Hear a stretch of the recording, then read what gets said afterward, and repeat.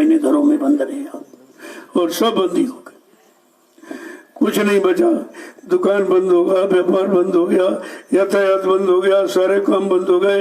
तो आपको तो सोचना चाहिए था ये बंद क्यों हो गए, किसके किसके कारण बंद हो गए, किसके कारण इतना भय पैदा कर दिया गया कि घर से निकलना मुश्किल हो।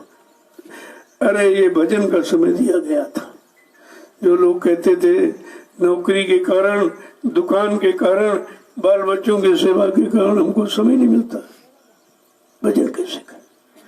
तो 3 महीने तो सबको समझ लिया, घरों में बैठे रहे क्या किया, सारे काम कर, केवल एक ही काम भजन रह गया। अगर 3 महीने आप भजन कर लेते तो आगे आने वाली मुसीबत टल जाती।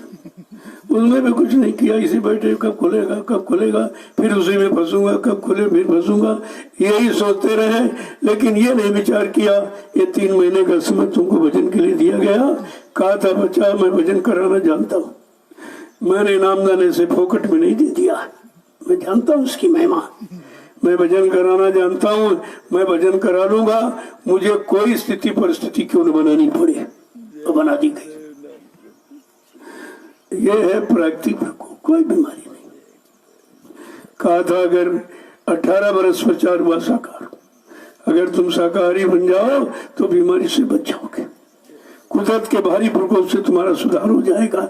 यहाँ के जिम्मेदारों ने और मांस मंदिर और बढ़ा दिया। अभी आपने देखा कैसी बुद्धि इनकी खराब कि मकान यानी दुकान बंद, व्यापार बंद, यातायात बंद, शराब ठेके खोल दिए। जो बंद करना चाहिए उसको खोल दिया और जो खोलना चाहिए वो बंद हो गए। तो जन जन दुखी हो गया। पहले भी आपको इशारा करके कहा गया था होगी जन जन में क्रांति, हम तुम्हें दिखा देंगे, सब धर्म लड़ेंगे आपस में, हम तुम्हें दिखा देंगे, तुम घरों में बंद हो जाओगे, ये स्थिति तुम्हारे सामने लाके खड़ी कर दूंगा और लोग इसको बारे में कुछ सोच नहीं पाएंगे। अंततोगत्वा इस समाधान के लिए तुम्हें संत महापुरुषों के पास जाना पड़ेगा, क्योंकि प्राकृतिक प्रकोप का इलाज उन्हीं के पास। अभी अपनी बड़ी बुद्धि लगा रहे ये कर दो वो कर दो, कुछ नहीं। तो मैंने कहा ये लॉकडाउन का मतलब क्या निकला, जिसके लिए आपने लगाया वो तो बढ़ गया, क्योंकि वो बढ़ा था गंदे खान पान से, उसको आपने देश में खोल दिया है। ये भी इनकी समझ में नहीं आया कि मांसाहारी मुल्क चीन से ये इसको जीवाणु बम कहते हैं। बहुत पहले इशारा किया था कि अणुबम परमाणु नहीं खतरनाक, जीवाणु बम बहुत खतरनाक है जो सारे विश्व को एकदम वीरान कर देगा। लेकिन उस पर विचार नहीं किया, सुना ही नहीं। 10 जुलाई 1952 से लगातार मुतवातिर कंटिन्यूस 2012 तक सब सुनाया गया, किसी ने उस पर कोई अमल नहीं किया, ध्यान दिया नहीं। तो घाटी में अपना हाथ हटा लूंगा, जब हाथ हट गया तो सब फंस गए। अब किसी की बुद्धि में नहीं आना क्या करूं क्या ना करूं, क्या करूं क्या ना करूं। जो कहानी सुनाई जब कहानी नहीं थी, आगे आने वाली समय की सूचना महापुरुष देते। उनके यहाँ कोई प्रवचन, उनके यहाँ कोई भाषण नहीं होता है, वो आगे आने वाले समय की सूचना देना उनको दिखाई दे रहा कैसा था।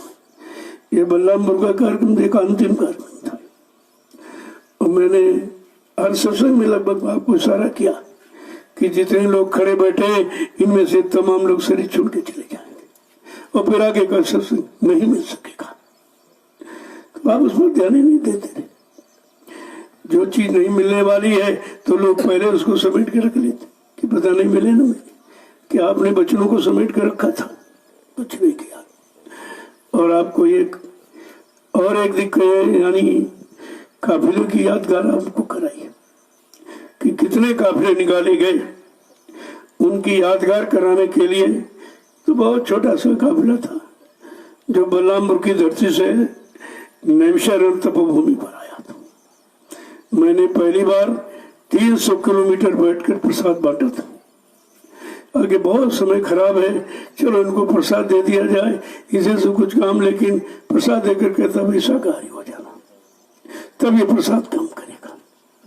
गंदगी में कोई पूजा स्वीकार होती नहीं, लेकिन कोई नहीं माना और ज्यादा करने लगे। तो जब कुदरत को चार्ज दे दिया तो अपना काम शुरू कर दिया उसने। उसने शुरू कर दिया। अभी तो शुरुआत है सब चकाचौंध में। कितने बड़े बड़े ऐसे कोरोना फरोना जैसे बहुत बड़े बड़े पीछे तुम्हारे खड़े हैं। और कहा था अगर ये मुर्दा मांस का खाना ये धार्मिक धरती पर न खत्म किया गया और बुद्धि नासा नशा शराब का उपयोग न बंद कराया गया तो कुदरत ने ऐसी जानलेवा बीमारियां तैयार कर रखी है कि 1 मिनट में ही पड़े गांव के गांव, शहर के शहर, मुल्क के मुल्क साफ हो जाएगी।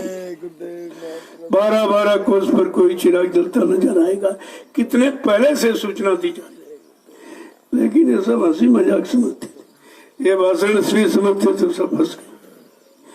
अब भी मौका है, अगर देश के अंदर साकार का प्रचार करा दे और सब साकारी होने लगे तो भारत धार्मिक भूमि ऋषि मुनि महात्माओं की है, इस पर कोई प्राकृतिक प्रकोप नहीं हो। और नहीं माने तो अन्य देशों की तरह भारत भी वीरान हो जाएगा। नहीं मानोगे तो सब कुछ हो जाएगा। जय गुरुदेव, जय गुरुदेव, जय गुरुदेव। नाम किसका? जय गुरुदेव। नाम किसका? प्रभु का।